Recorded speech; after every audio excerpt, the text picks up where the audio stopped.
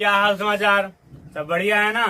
तो स्वागत है आप सभी का आपके अपने फेवरेट चैनल मैथ स्टार में। तो बच्चों, इस वीडियो में हम लोग motion in a straight line का न्यूमेरिकल सॉल्व करेंगे। और इस चैप्टर में बहुत ही अच्छे न्यूमेरिकल हैं और आपको इस तरह समझाया जाएगा कि वो सीधा आपके माइंड में जाएंगे। और अगर आप उसको लगातार रिवाइज करते रहेंगे तो कभी भी आपको भूलेगा नहीं। और ये भी ध्यान दीजिए कि अगर आप एक्सीलेंट बुक के सारे न्यूमेरिकल पढ़ लिए तो आईआईटी, जो कि टेक्नोलॉजी या आप कह सकते हैं कि इंजीनियरिंग लाइन की सबसे अच्छी परीक्षा होती है, तो उसमें आप अगर ये न्यूमेरिकल सॉल्व करके जाएंगे तो लगभग फिजिक्स में आपको प्रॉब्लम नहीं होगी। ठीक है, चलिए। तो पहला न्यूमेरिकल है, एक धावक 50 मीटर त्रिज्या के वृत्ताकार पथ पर दौड़ता है। धावक द्वारा 3/4 पथ तय करने में चले तो विस्थापन दूरी की गणना कीजिए। विस्थापन और दूरी बताना है। ठीक है, तो हम ऐसा करते हैं, पहले एक वृत्ताकार मार्ग बना लेते हैं। ये ठीक, ये हो गया वृत्ताकार मार्ग। ये क्या है? वृत्ताकार मार्ग। ठीक है, रनर है। अब कोई व्यक्ति हम मान लेते हैं, जो व्यक्ति है वो यहां से दौड़ना शुरू करता है। यहां से ऐसे जो व्यक्ति है वो यहां पे दौड़ना शुरू करता है और दौड़ते दौड़ते इस वृत्त का 3/4 पार्ट कवर कर लेता है। मतलब अगर हम इसको 4 पार्ट में बांटे तो 4 पार्ट ये होंगे। देखिएगा, ये और एक लाइन ऐसे कर देते हैं यहां से। ये तो 1 2 3 मतलब जो धावक था यहाँ पहुंच गया। कहाँ पहुंच गया? यहाँ शुरू किया, यहाँ पे पहुंच गया। तो हमें क्या बताना है? धावक के द्वारा कवर की गई डिस्टेंस और डिस्प्लेसमेंट। तो पहले डिस्प्लेसमेंट बताना है। ठीक है, तो डिस्प्लेसमेंट मतलब प्रारंभिक, इस बिंदु को हम मान लेते हैं ए और इस बिंदु को मान लेते हैं बी। तो डिस्प्लेसमेंट मतलब क्या हुआ कि प्रारंभिक और अंतिम बिंदु के बीच की न्यूनतम दूरी बताना है। तो न्यूनतम दूरी ये तो होगी नहीं इस तरह, तो यहां से यहां तक की जो मिनिमम डिस्टेंस होगी वो है ये। ठीक, ये डिस्टेंस होगी यहाँ से यहाँ तक की, वही क्या है? मिनिमम डिस्टेंस इसके और इसके बीच की। तो मतलब हमें यही लंबाई निकालनी है, इसकी लंबाई, इस रास्ते की लंबाई। ठीक है, चलिए। तो सुनिए, जिस वृत्ताकार पथ पर दौड़ रहा है उसकी रेडियस कितनी है? 50 मीटर। तो यहाँ से सेंटर है मान लेते हैं, तो सेंटर से परिधि तक की दूरी 50, ये भी 50 हो जाएगा। तो आप देख रहे हैं कि ये एंगल 90 है, ये एंगल 90 है। तो कौन सा ट्रायंगल है? ये कौन सा त्रिभुज है? राइट एंगल ट्रायंगल, मतलब समकोण त्रिभुज। और समकोण त्रिभुज में हम कौन सी प्रमेय लगा सकते हैं? गॉस की प्रमेय नहीं, सॉरी, गॉस की प्रमेय तो कक्षा 12 में है। पाइथागोरस प्रमेय। कौन सी प्रमेय? Pythagoras theorem. तो लगा दीजिए, ये है कर्ण, ये है लंब, ये है आधार। ठीक, चलिए तो लगा देते हैं। कर्ण स्क्वायर अर्थात AB स्क्वायर इक्वल इसका स्क्वायर प्लस इसका स्क्वायर। तो ये 50 का स्क्वायर क्या होगा? 2500। ठीक है, प्लस 2500। अब जो है इसको आप सॉल्व करेंगे तो AB स्क्वायर या AB इक्वल अंडर रूट लगाएंगे, वर्ग घटा रूट चढ़ा, 25 क्या हो गया? 5000। अब 5000 आप लिखेंगे, 5000 का वर्गमूल क्या हो जाएगा? 5000 का वर्गमूल हो जाएगा 70.7 मीटर। इसका वर्गमूल आप निकालिएगा, आता तो होगा आपको, बहुत तेज कर रखे हैं आप लोग। चलिए, तो 70.7 मीटर इसका क्या हो गया? डिस्प्लेसमेंट। ठीक है, अब चलते हैं डिस्टेंस पे। डिस्टेंस मतलब जिस रास्ते पे चला उसकी लंबाई। तो इस रास्ते चला यहाँ से लेकर यहाँ तक की हमें क्या कहते नहीं है? लंबाई। तो हम जानते हैं कि पूरे वृत्त के रास्ते की लंबाई क्या होती है? 2πr। हमें निकालना क्या है? केवल 3/4 भाग की लंबाई निकालना है। तो हम क्या करेंगे? 2πr में 3/4 से क्या कर देंगे? गुणा। ठीक है, चलिए तो इसको हम क्या करते हैं? मिटाते नहीं, चलते हैं डिस्प्लेसमेंट पे, दूसरे पे और डिस्टेंस पे। तो डिस्टेंस इक्वल क्या हो जाएगा, डिस्टेंस इक्वल, तो पूरे वृत्त की लंबाई 2πr, निकालना कितना है हमें 3/4, तो इसमें 3/4 क्या कर देंगे गुणा, फिर हो जाएगा 2, पाई की वैल्यू 3.14, आर की वैल्यू 50 हो जाएगा, और 3 क्या हो जाए, हाँ ठीक है, इंटू 3/4। तो यहाँ पे देख रहे हैं आप कि 2 दूना 4, 2 55 में 50, ठीक है।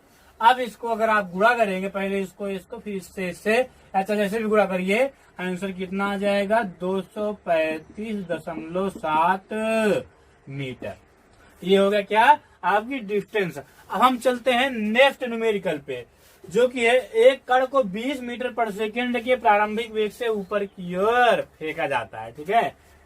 तो अब पता नहीं कि अगर ऊपर की ओर फेंका गया तो ऊपर नहीं फेंका दे, चलिए। तो 3 सेकंड बाद कण द्वारा तय की गई दूरी तथा विस्थापन की गणना कीजिए। कितने सेकंड बाद, 3 सेकंड बाद।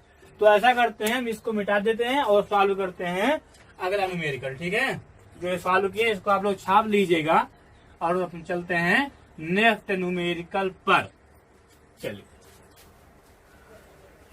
तो नेक्स्ट न्यूमेरिकल की शुरुआत करने वाले हैं बहुत ही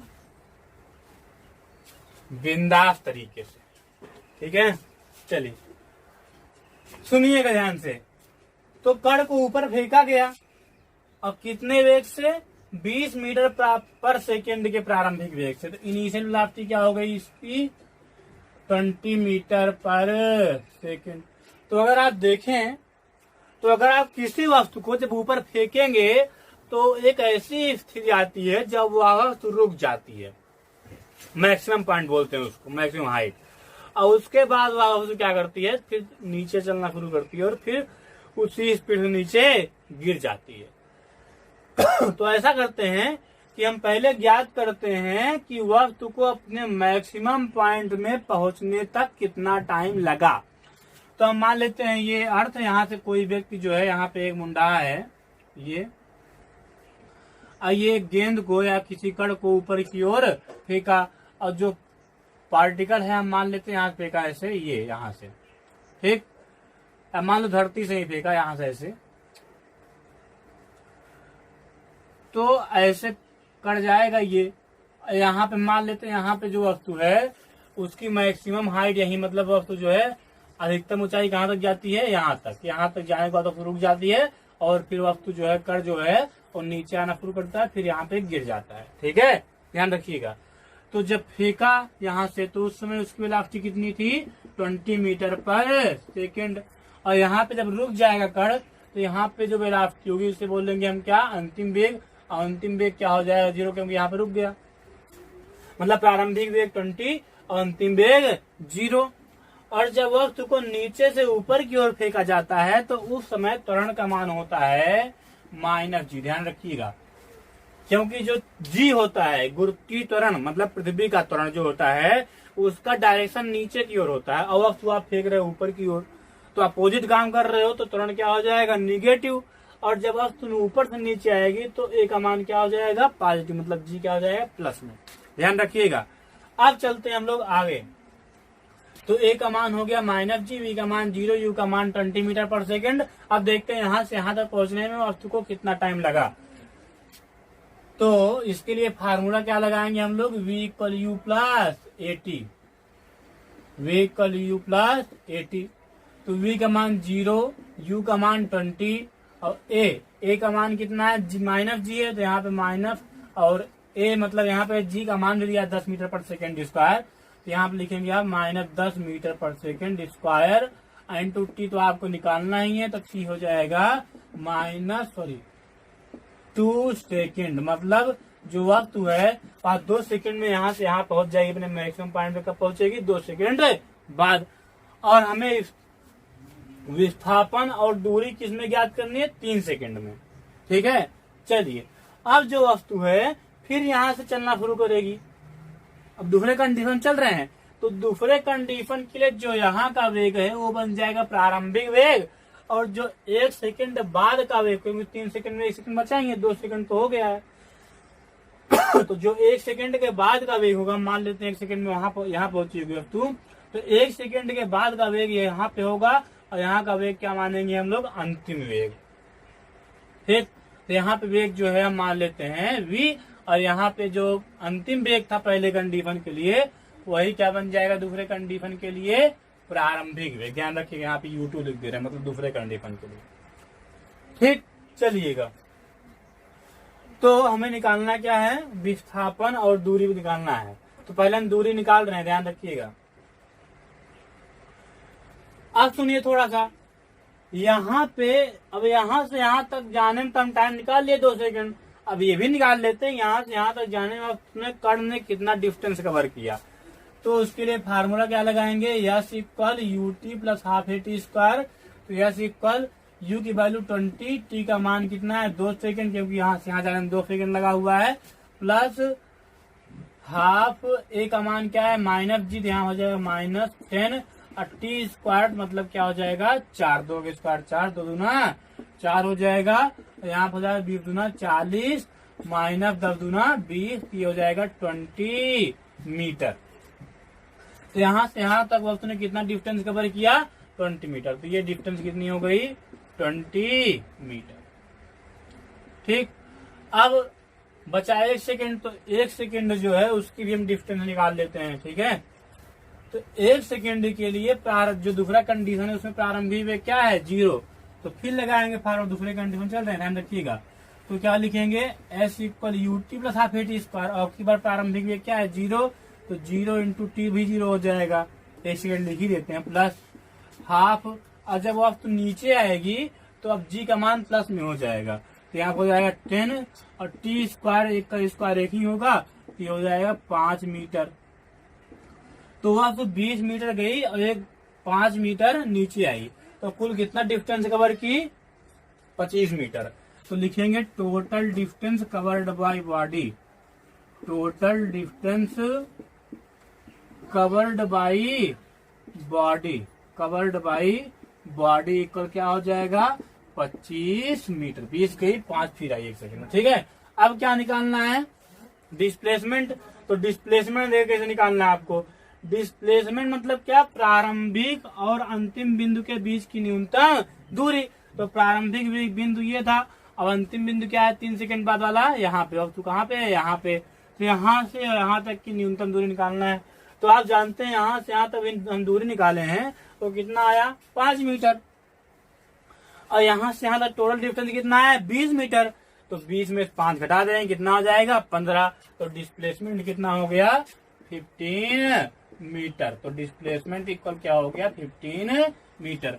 इस तरह से 2 न्यूमेरिकल आगे खलास हुए। अब चलते हैं हम लोग तीसरे न्यूमेरिकल पर। ठीक है, अब हम चलते हैं क्वेश्चन नंबर 3 और क्वेश्चन नंबर 4 पर। तो क्वेश्चन नंबर 3 है आपका, एक 80 मीटर लंबी ट्रेन 60 मीटर पर सेकंड के वेग से एक अन्य 100 मीटर लंबी ट्रेन से आगे निकलती है। दूसरी ट्रेन की चाल 40 मीटर पर सेकंड है। पहली ट्रेन द्वारा दूसरी ट्रेन से आगे निकलने में लगा समय ज्ञात कीजिए। जो पहली ट्रेन की चाल है वो है कितनी 60 मीटर पर सेकंड, और दूसरी ट्रेन की चाल कितनी है 40 मीटर पर सेकंड।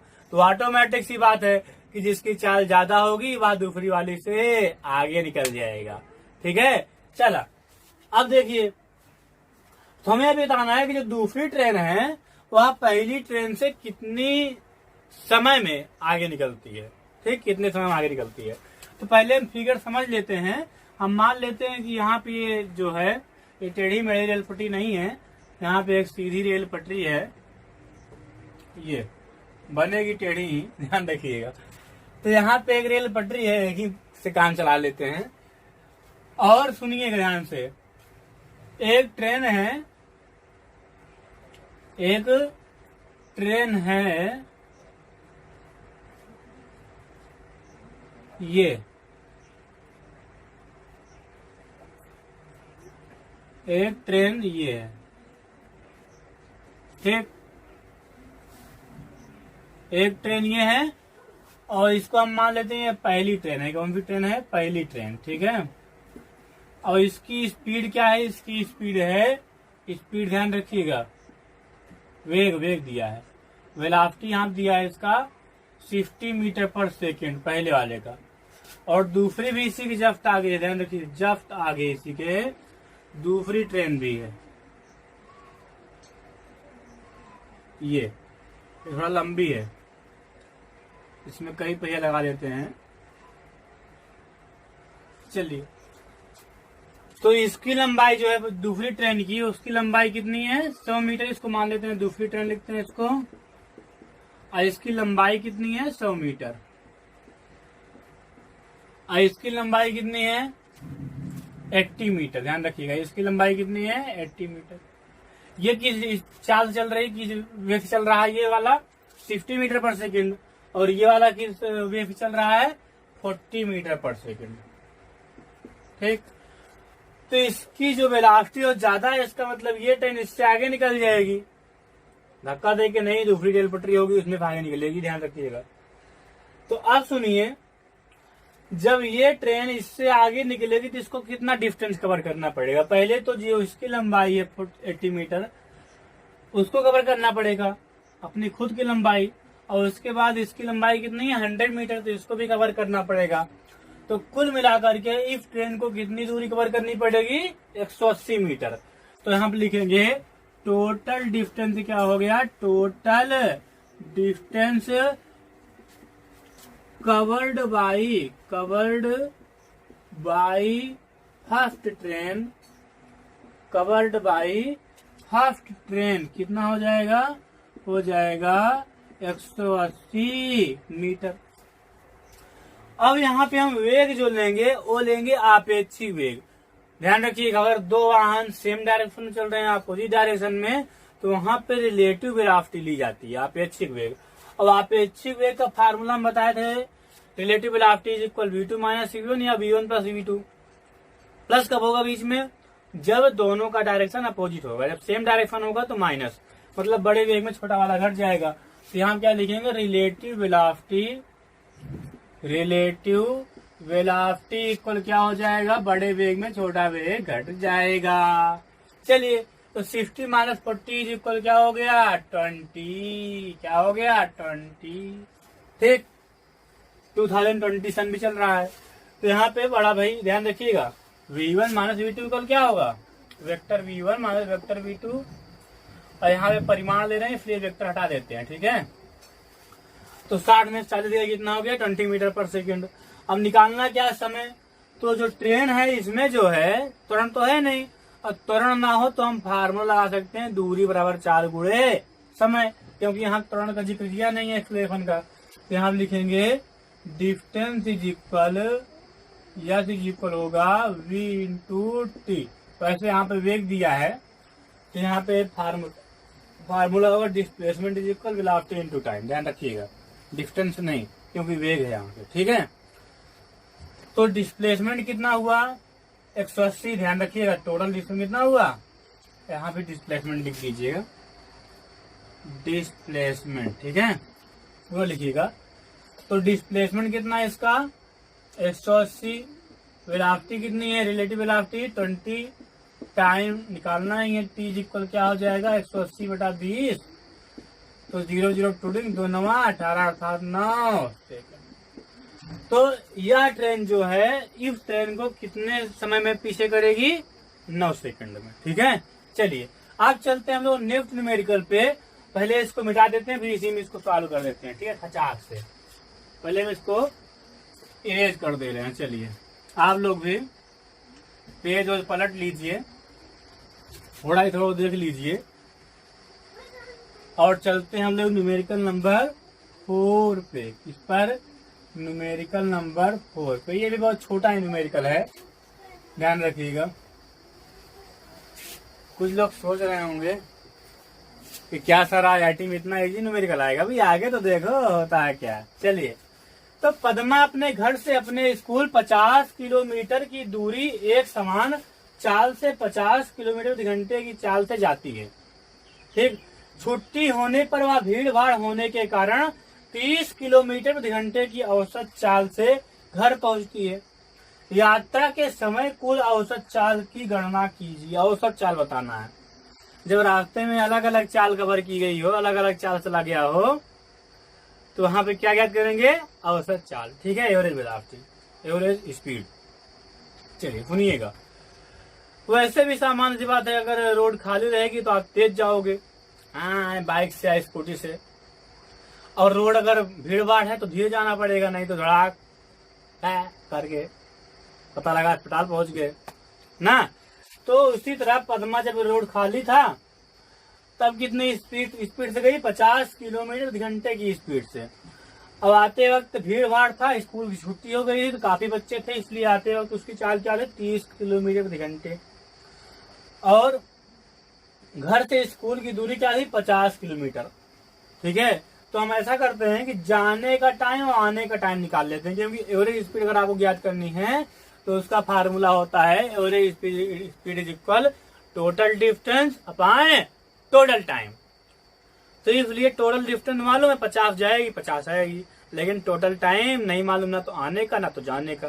तो ऐसा करते हैं कि हम आने और जाने दोनों का टाइम निकाल लेते हैं। ठीक है, चलिए तो लिखेंगे जाने में लगा समय,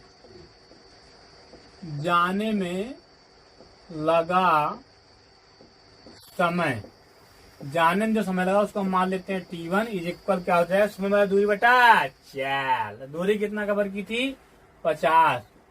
और चाल कितनी थी उसकी? 50, 50। ठीक है, तो कितना आ गया? 1 घंटा। ध्यान रखिए, घंटे में दिया ना किलोमीटर घंटा, तो फिर समझ किसमें आएगा? घंटा में। ठीक कुछ लोग मुझसे ये भी कहते हैं कि सर और वर्ड को आप तो इंग्लिश बोल देते हैं, लेकिन घंटा को आप हिंदी में ही बोलते हैं। क्या करें, मजा आता है। तो उसको जाने में कितना समय लगा? 1 घंटा। चलिए आने में समय कितना लगा इसको भी देख लेते हैं। आने में लगा समय, आने में जो समय लगा उसको हम मान लेते हैं T2 इक्वल क्या हो जाएगा? दूरी बटा चाल। दूरी कितना कवर करेगी? 50 ही। ठीक है, अपान चाल कितनी है आते वक्त? 30। यहाँ लिखेंगे 30, 0 0 टोड़ेंगे, कितना आ गया? 5/3, अर्थात इसको भाग करेंगे तो 1 दशमलव छक्का छक्का 2 छक्का। ठीक है, 1.66 घंटा। ठीक है, चलिएगा भाग करना तो आता ही होगा आपको। अब निकालना है औसत वेग। यहाँ लिखेंगे एवरेज, औसत वेग क्यों निकलता है इससे? औसत चाल। क्या करें? एवरेज स्पीड इक्वल क्या हो जाएगा? टोटल डिस्टेंस 50 गई, 50 है, कितना हो गया? 100। टोटल टाइम 1 घंटा ये और 1.66 ये कितना हो जाएगा? 2.66। इसको जब आप सॉल्व करेंगे तो आंसर आ जाएगा 37.5 क्या? 37.5 किलोमीटर प्रति घंटा। ठीक है, तो जो पद्मा की औसत चाल थी वो कितनी थी? 37.5 किलोमीटर पर आवर।